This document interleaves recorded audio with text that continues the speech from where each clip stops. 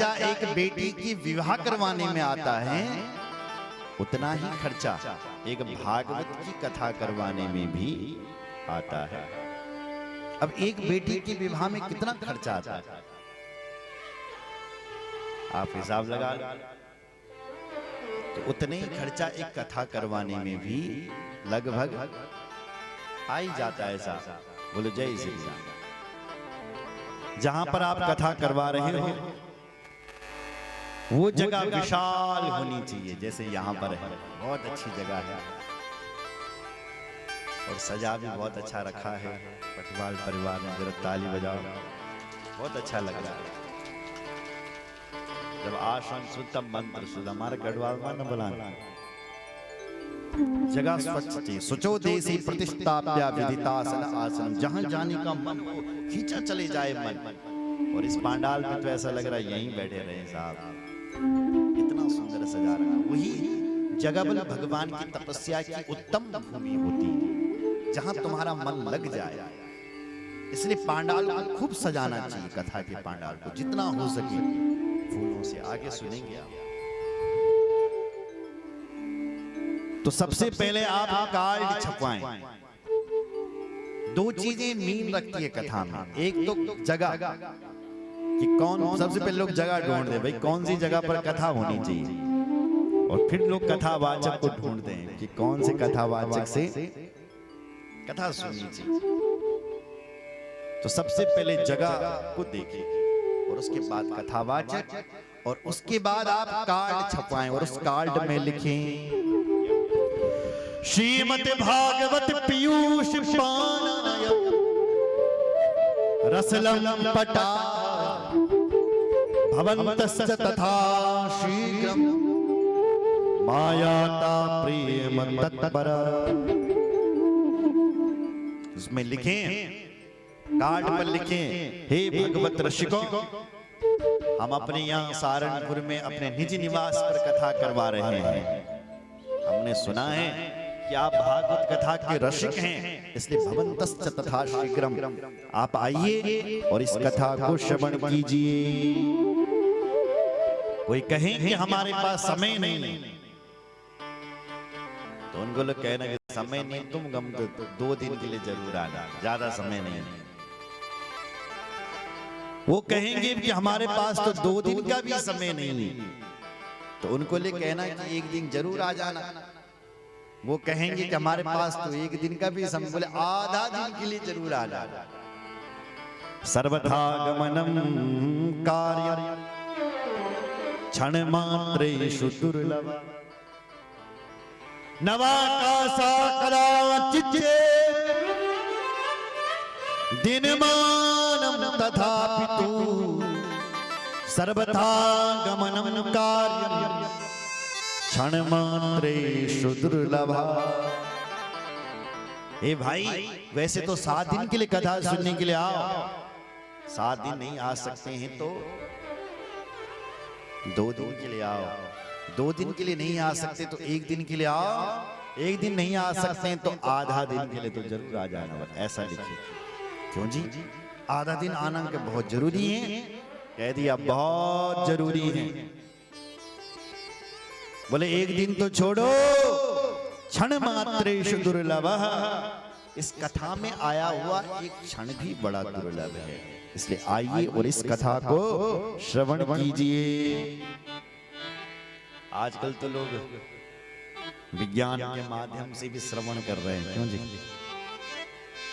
मैं देख रहा हूं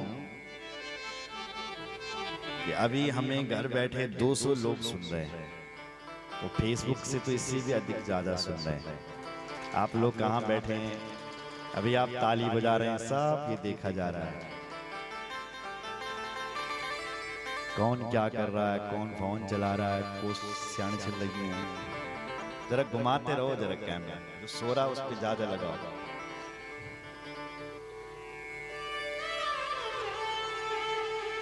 और ये कथा सीधे फेसबुक में और यूट्यूब पर आ रही है, चल रही है अभी। आप सर्च करेंगे अपने फोन पर आचार्य हिमांशु गैरोला, तो वहां ये कथा आपको लाइव दिख रही है। फोटो जो खिंच रही है ये भी आ रही है। बस केवल आपने अपने फोन पर ही सर्च करना है, आचार्य हिमांशु गैरोला, आपकी फोटो सामने, आपकी फोन पर झंझट की खत्म, एल्बम का सबके पास फोन हो गए, उसी में देख सकते हैं मैं कैसा बैठा था, क्या कर रहा था। कदा स्वीण थे मैं लगूं कि न थे स्वीण। बोलो जय श्री राम। तो एक क्षण के लिए इस कथा में बैठी, क्योंकि कथा में एक क्षण आया हुआ भी बड़ा दुर्लभ है। क्षण स्थिति, एक क्षण में भी ये कथा जीवन बदल सकती है। एक बार क्या हुआ कि एक कुम्हार मिट्टी के बर्तन बना रहा था और सबसे ज्यादा चिलम बनाता था, चिलम। उसकी जो पत्नी थी उन्होंने कहा रोज रोज रोज रोज चिलम बनाते हो, देखा ही होगा, कभी घड़ा भी तो बना, गर्मियों का समय और आ गया है। उसने नहीं बनाया। दूसरे दिन पत्नी ने फिर डांटा, घड़ा बनाओ। तो उसने सोचा मेरी पत्नी रोज बोलती है, आज बना ही देता हूं। बोलो जय श्री राम। तो आज वो चिलम बना रहा था, तो चिलम बनाते बनाते उस चिलम को तोड़ दिया और उसी चिलम का घड़ा बनाने लग गया मिट्टी का। मिट्टी से आवाज आए, ए कुम्हार क्या कर रहे हो? अभी तक तो तुम चिलम बना रहे थे, अब घड़ा बना रहे हो, क्या हो गया?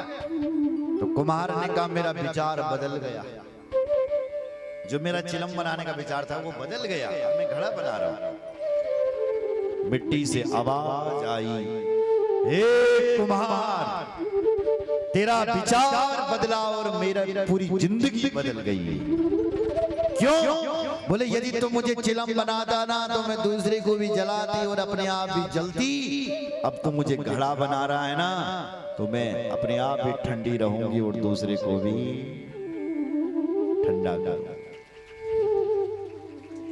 तेरा विचार बदला और मेरा जीवन बदल गया।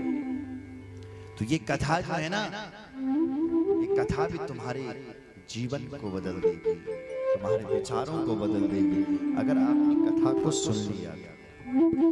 बोलो भक्त वत्सल भगवान की जय। कथा कहां होनी चाहिए? तीर्थे वापि बने वापि गृहे वा श्रवणं मतम् विशाला वसुधा यत्र कर्तव्यम तत्कथा स्थलम्। कथा स्थल बल विशाल होना चाहिए। कहां कहां कथा होनी चाहिए? तीर्थ में, वन में, और इन जगह ना मिले तो अपने ही घर पर भगवान की कथा होनी चाहिए। लेकिन कथा स्थल विशाला वसुधा यत्र, जिस जगह पर आप कथा करवा रहे हो वो जगह विशाल चाहिए, बड़ी चाहिए, आप वहां कथा कराओ। कथा में सुंदर मंडप बनाना चाहिए। कर्तव्यो मंडपो तुज्जै कदली स्तंभ मंडिता फल पुष्पादि सम्यक विस्पक्वेता नरांजिता। कर्तव्यो मंडपो, सुंदर मंडप सजना चाहिए। 4 खंबे लगे हो, काय के खंबे?